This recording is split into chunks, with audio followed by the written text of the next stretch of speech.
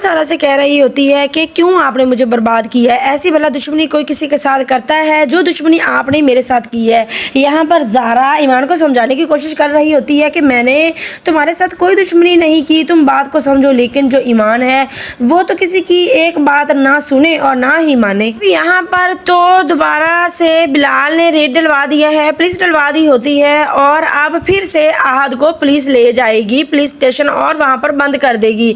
अब इनकी बर्बादी शुरू हो गई है। बिलाल इनको अब नहीं छोड़ेगा, ये अपने किए की सजा जरूर पाएंगे। जो ईमान है अब वो भी बिलाल के खिलाफ हो चुकी है, भड़क गई है वो बिलाल पर और बदगुमानी का शिकार हो चुकी है। गलत फहमी में काफ़ी ज़्यादा मुब्तला हो चुकी है। उसको यही लगता है कि जो बिलाल है इसने मोहब्बत का झांसा देकर ऐसे मुझे फंसाया, ऐसे मेरे साथ इसने झूठी बातें, झूठी कस्में, झूठे वादे किए, लेकिन ये मेरे साथ मुखलिस नहीं, ये धोखा दे रहा है मुझे। और यहाँ पर अब ईमान बिल्कुल भी मानने वाली नहीं है बिलाल के साथ शादी करने को। सब कुछ देखकर बिलाल काफ़ी ज़्यादा परेशान हो गया है। वो ज़ारा को कह रहा होता है कि ज़ारा मैंने अपनी ज़िंदगी की बर्बादी तो बर्दाश्त कर ली, लेकिन अब मैं अपने दिल की बर्बादी नहीं बर्दाश्त कर सकता। अगर ऐसा हुआ तो मैं यहाँ पर जिंदा नहीं रहूँगा। ईमान इतनी वो अब बिलाल के खिलाफ हो चुकी है कि उसने तो अपनी शादी, अपना रिश्ता ही बिलाल के साथ तोड़ दिया और अब कोई लेन वास्ता नहीं रहा बिलाल से।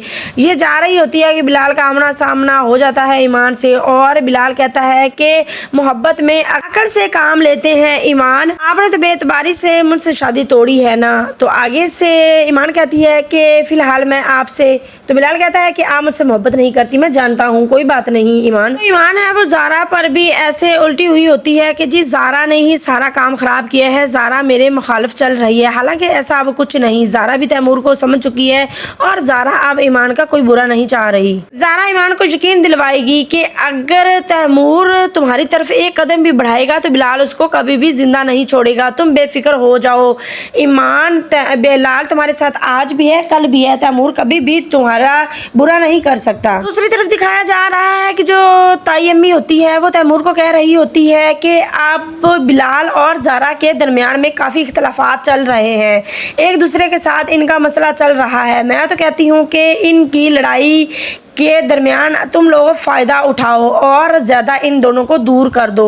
तो तैमूर देखकर हैरान हो जाता है कि मेरी माँ तो ठीक कह रही है, लेकिन साथ ज़ारा भी ये सब कुछ सुन रही होती है। ईमान काफ़ी ज़्यादा गलतफहमी का शिकार हो चुकी है और अब वो बिलाल पर बिल्कुल भी यकीन नहीं कर रही। वो यही समझ रही है बिलाल ने सब कुछ करवाया, हालांकि बिलाल सब कुछ मान चुका है कि ईमान मैंने कुछ भी नहीं किया, मेरा कोई कसूर नहीं। लेकिन जो ईमान है वो बिल्कुल भी बात नहीं मान रही और ना ही यकीन कर रही है बिलाल की बातों पर। ईमान करप्शन केस से तो बच गई है, लेकिन जो आहद है अब उसका पता चल चुका है कि इसने झूठा ऐसे केस डलवाया ईमान पर, इसलिए पुलिस आहद को ले जाती है। आने वाला नेक्स्ट एपिसोड काफ़ी ज़्यादा इंटरेस्टिंग होने वाला है।